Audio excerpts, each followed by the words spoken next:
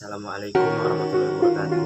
Alhamdulillahirrahmanirrahim. Assalatu wassalamu ala asrofil anbiya'i wal mursalin Sayyidina Muhammadin wa ala alihi wa sahbihi ajma'in, amma ba'du. Saya Binta Ramadan Siaan dari Jurusan Psikologi Islam semester 3 kelas A, ingin membuat tugas video untuk memenuhi mata kuliah Psikologi Industri Organisasi sebagai puasnya. Menjelaskan salah satu jurnal yang sudah telah saya baca yang berjudulkan Perubahan dan Pengembangan Organisasi.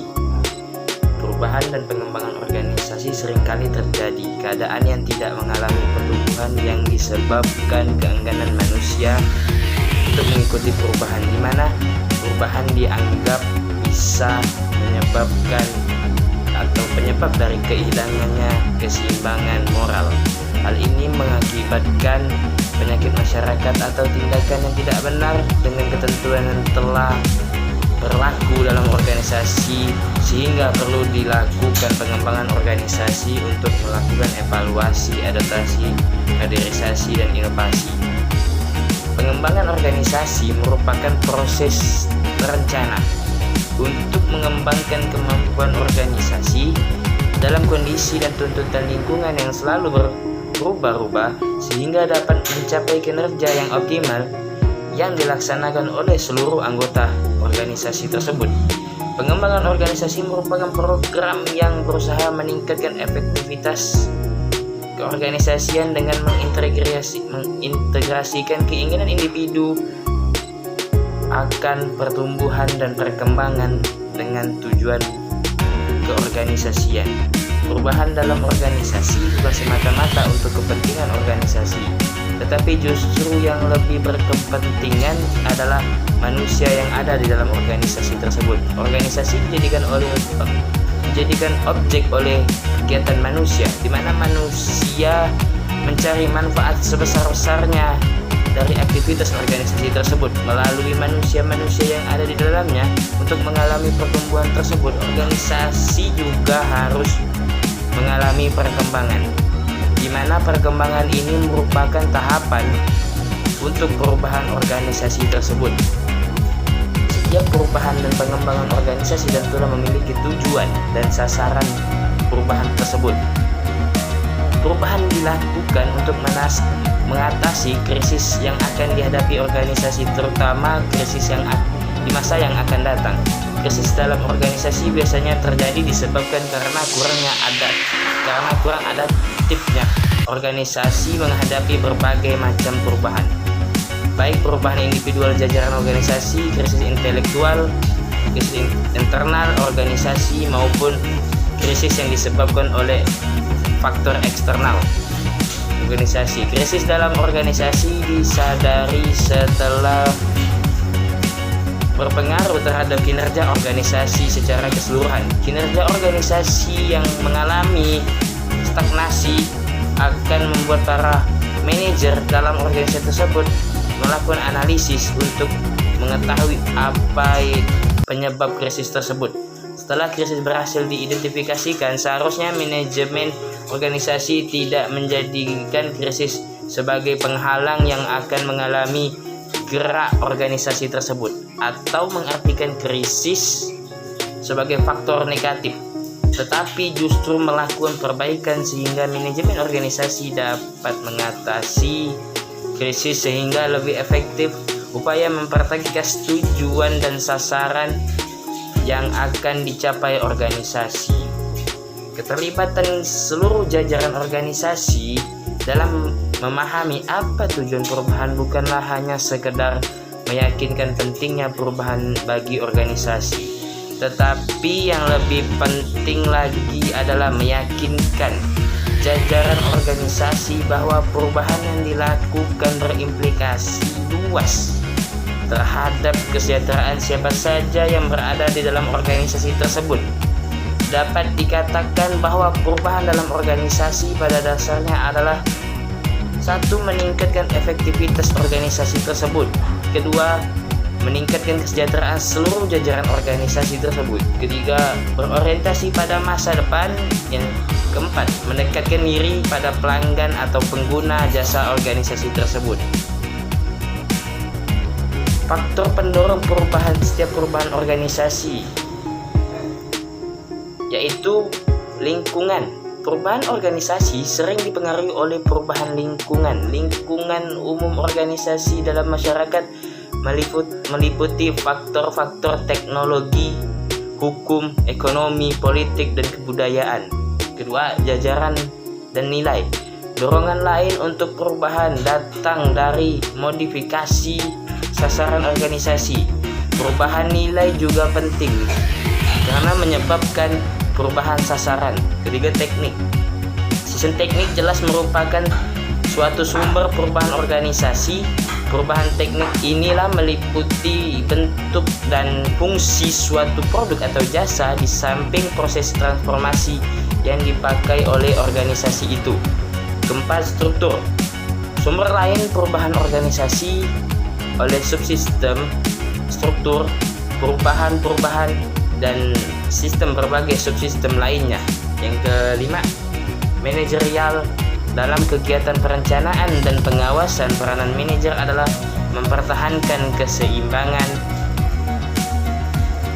yang dinamis antara kebutuhan akan stabilitas dan kontinuitas organisasi dengan kebutuhan akan adaptasi dan inovasi.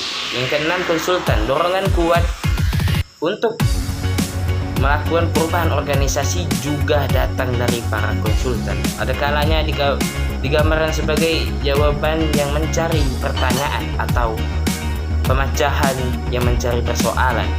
Hal-hal yang mendorong terjadinya perubahan, tetapi faktor yang menonjol adalah keberadaan teknologi komputer, kompetisi di tingkat lokal maupun serta kondisi demografi.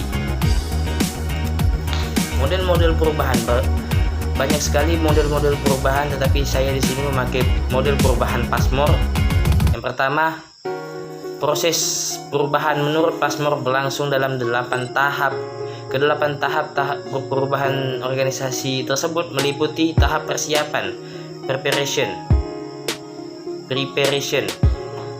Tahap ini dimulai dengan mengumpulkan sejumlah pengetahuan tentang perlunya organisasi bersangkutan untuk segera melakukan perubahan. Mengumpulkan informasi ini dapat dilakukan oleh internal perusahaan, namun tidak sedikit organisasi mendapatkan outsider untuk memotret dan mensosialisasikan perlunya dilakukan perubahan. Dalam tahap ini juga mempersiapkan dan meyakinkan para stakeholder agar mau dan mendukung perubahan.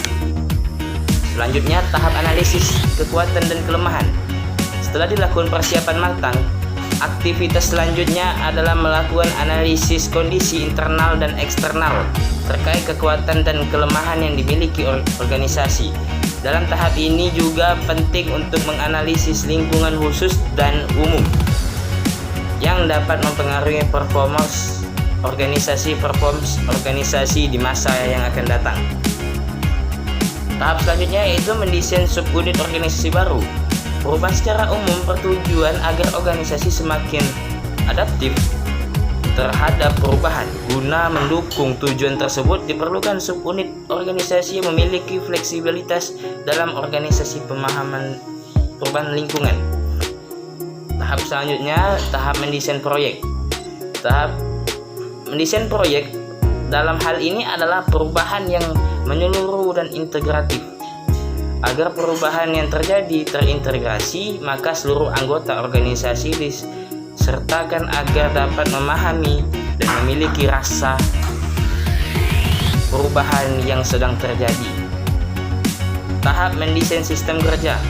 Tahap selanjutnya adalah mendesain sistem kerja. Sistem kerja ini adalah bagian penting yang memformalisasikan kerjaan, terutama yang bersifat rutin. Sistem kerja yang didesain untuk memudahkan evaluasi dan standarisasi pekerjaan. Tahap selanjutnya mendesain sistem pendukung agar proses perubahan dapat terintegrasi dan terjadi proses pembelajaran dan berjangka panjang. maka perlu didesain sistem yang mendukung tujuan tersebut. Sistem pendukung ini merupakan sarana untuk melanggengkan perubahan yang sedang dan akan dilakukan. Tahapan desain mekanisme integratif. Mendesain mekanisme integratif merupakan proses untuk menjadikan sistem kerja dapat berkoordinasi secara baik dan berkesinambung. Guna mencapai keinginan tersebut harus didukung adanya usaha untuk mengumpulkan dan menyebarkan informasi. Dengan adanya pengumpulan informasi, maka sebuah masalah tidak diselesaikan secara parsial.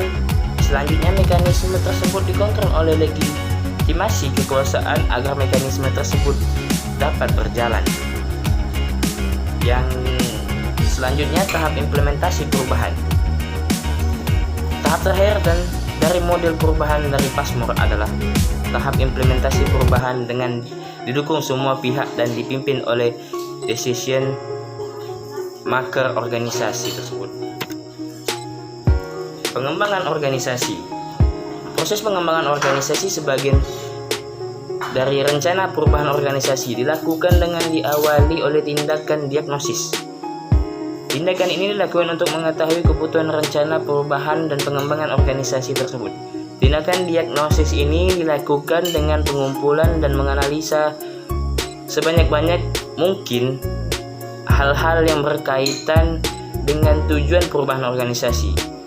Setelah tahap pengumpulan dan analisis tersebut, proses selanjutnya adalah melakukan tindakan intervensi dengan melakukan kerjasama dengan orang-orang yang memiliki keinginan untuk melakukan perubahan. Kemudian barulah melakukan penguatan untuk mendapatkan dukungan penuh dari orang-orang yang mendukung rencana perubahan dan pengembangan organisasi tersebut. Menggambarkan proses pengembangan organisasi dalam gambar di bawah ini. Langkah selanjutnya adalah mempersiapkan anggota-anggota organisasi agar berada dalam suasana yang cukup stabil dan seimbang. Kemudian memotivasinya untuk siap melakukan perubahan. Langkah ini dinamakan infreezing.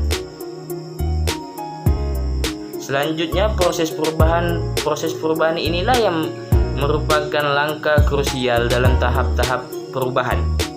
Setelah perubahan dilakukan, dilanjutkan dengan langkah berikutnya yang disebut dengan rephrasing. Rephrasing adalah tindakan atau tahapan yang berupaya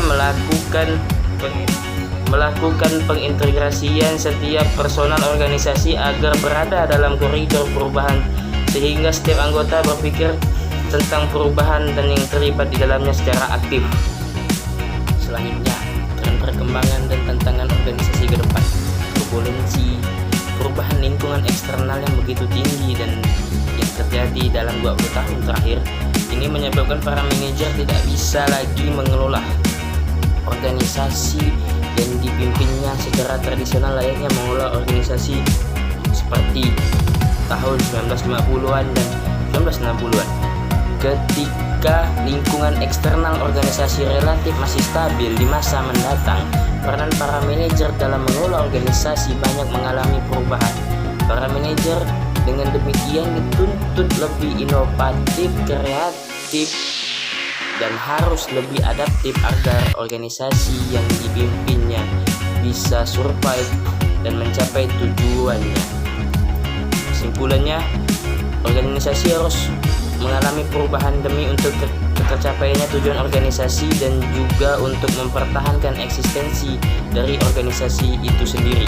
Perubahan bagi organisasi di mana manusia yang berada di dalamnya dilakukan oleh manusia tersebutlah yang menginginkan terjadinya perubahan dalam organisasi sehingga organisasi melalui kesepakatan bersama keanggotaannya dapat mencapai tujuan tersebut. Perubahan dalam organisasi bukan semata-mata kepentingan organisasi, tetapi justru yang lebih berkepentingan adalah manusia yang ada di dalam organisasi. Organisasi dijadikan objek oleh kegiatan manusia, di mana manusia mencari manfaat yang sebesar-besarnya dan aktivitas organisasi melalui manusia-manusia yang ada di dalamnya. Untuk mengalami perubahan tersebut, organisasi juga harus mengalami perkembangan, di mana perkembangan ini merupakan tahapan dan perubahan organisasi tersebut. Terdapat juga penolakan dalam melakukan perubahan dan pengembangan organisasi, sehingga perubahan dan perkembangan tersebut terhambat. Banyak faktor yang mempengaruhinya, di antaranya yaitu orang-orang yang terdapat dalam organisasi itu sendiri yang menghambat jalannya perubahan dan perkembangan organisasi itu sendiri. Dalam menghadapi penolakan itu, ada upaya untuk mengatasi penolakan tersebut. Sekian dari saya, wabillahi hidayah wa taufiq. Wassalamualaikum warahmatullahi wabarakatuh.